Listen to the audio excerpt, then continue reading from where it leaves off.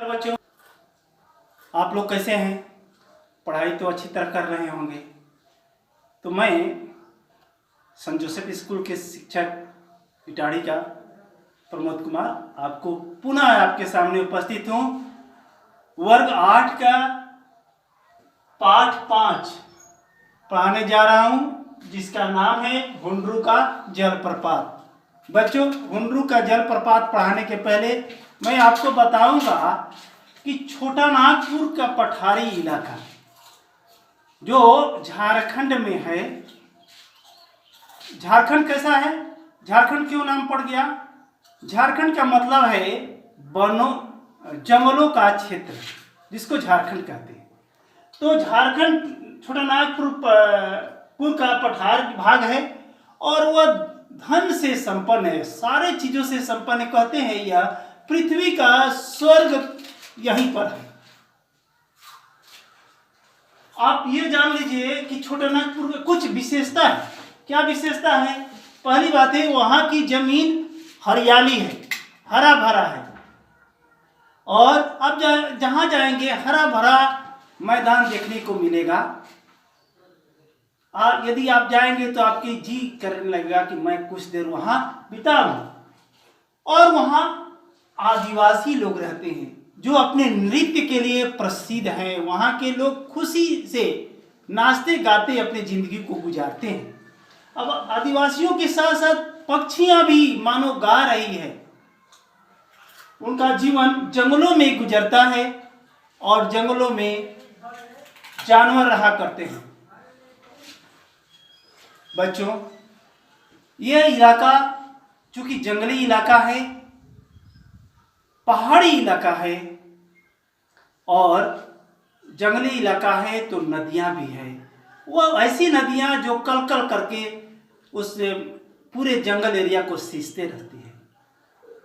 उनके नदियों के बहने से, बहाव से जो पत्थर घिस जाते हैं, घिस घिस करके मानो शालिग्राम पैदा कर देते हैं। वहां के लोग उन गोल गोल उजले उजले पत्थरों को लेकर के उन्हें शालिग्राम बना करके पूजा करते हैं। आपको आपकी जानकारी के लिए बता दें कि इस इलाके में झारखंड में 3 मुख्य नदियां हैं, जिसका नाम है दामोदर, बराक और स्वर्णरेखा। बच्चों, 3 नदियां हैं और यह क्षेत्र खानों से भरा हुआ है, जहां कोयला निकलता है, कोयला जो घरों में सोना उगाता है।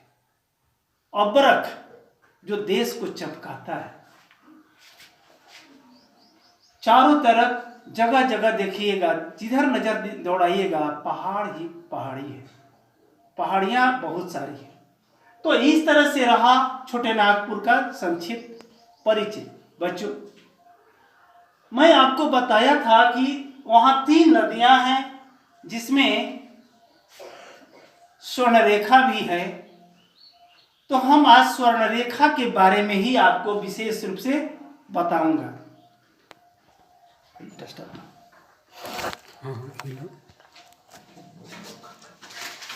तो स्वर्णरेखा नदी के बारे में हम आपसे चर्चा कर रहे हैं।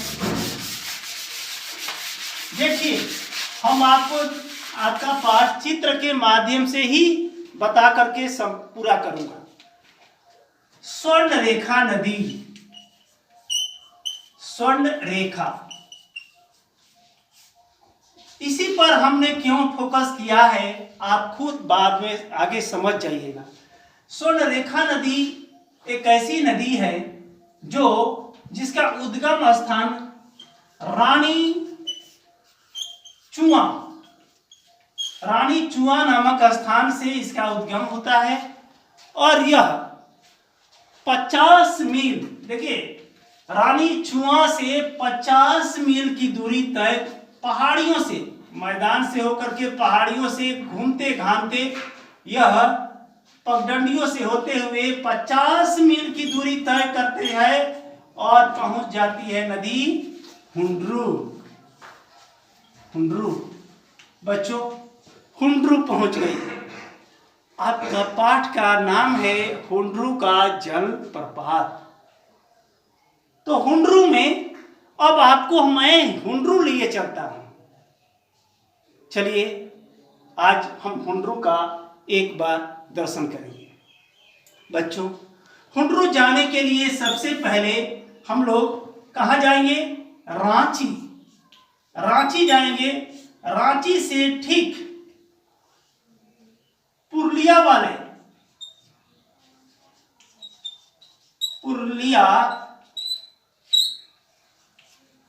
वाले रास्ते पर, मार्ग पर, यह नहीं कि रांची दूसरे मार्ग पर जाइएगा, नहीं, रांची पुरुलिया वाले मार्ग पर आप आगे बढ़ेंगे और पहुंच जाएंगे कहां? हुंड्रू। अब मार्ग में अब पहले चलेंगे तो इसकी दूरी हो जाती है 27 मील और हुंड्रू से पुरुलिया की दूरी 13 मील है। आप खुद समझ गए होंगे रांची से पुरुलिया की दूरी कितनी है, आप खुद जान जाएंगे। तो बच्चों, अब यदि हम लोग शुरू करते हैं रांची से चलना, हम लोग को जानकारी हो गई कि 27 मील चलना है। रास्ते में हरे हरे खेत, घास का मैदान, जी करता है उतर कर कुछ देर बिता दें। आगे बढ़ते हैं, पहाड़ी इलाका, संकरा रास्ता, और उस रास्ते में किनारे किनारे पेड़ पौधे लगे हैं। पेड़ पौधे हैं, जंगल है, तो जंगली जानवर होंगे ही, निश्चित ही है। और जिस तरह से जितनी खुशियां होती है उन पक्षियों को देखकर, उनकी आवाज़ों को सुन करके, हरियाली घासों को देख करके, उतना भय भी होता है कहीं जंगली जानवर ना आ जाए।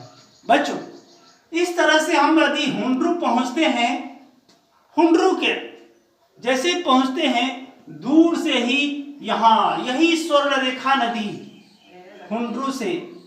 हुंड्रू के पहाड़ी इलाके से चारों तरफ से कई धाराओं में बट करके एक जगह से होकर के नीचे की ओर गिरती है। और यह जब गिरती है तो मानो लगता है कि रुआ का फवारा उठ रहा है। उसकी आवाज हाथियों की गर्जन जैसा, हाथियों के चिंघाड़ना और बाघों के गर्जन जैसा होता है। लगता है आकाश में एक साथ कई जहाज वहां से गुजर रहे, इतनी आवाज। स्वर्णरेखा नदी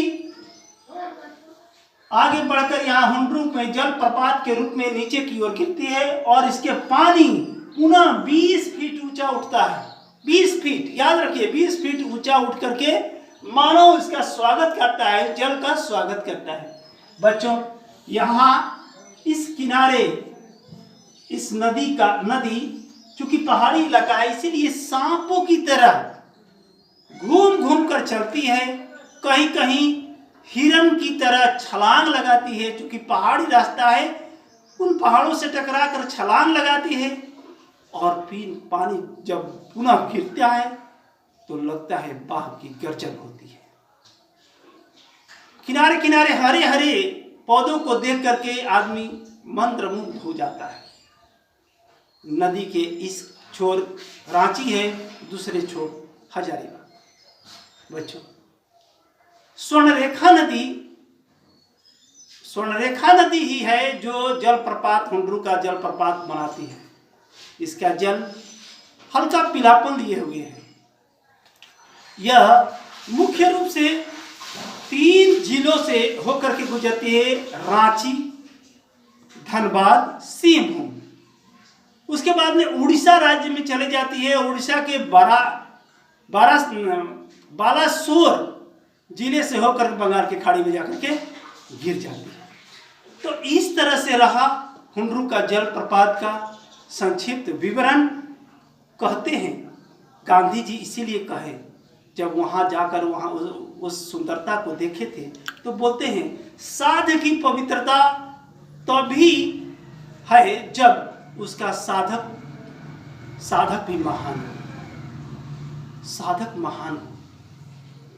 देखिए, सचमुच कहते हैं ना, दानी दान करता है तो गुमान करता है कि हमने दान किया है, लेकिन वह जलप्रपात सदियों से इन प्राकृतिक छटाओं को दान कर रहा है अपना जल, फिर भी उसे तनिक गुमान नहीं है।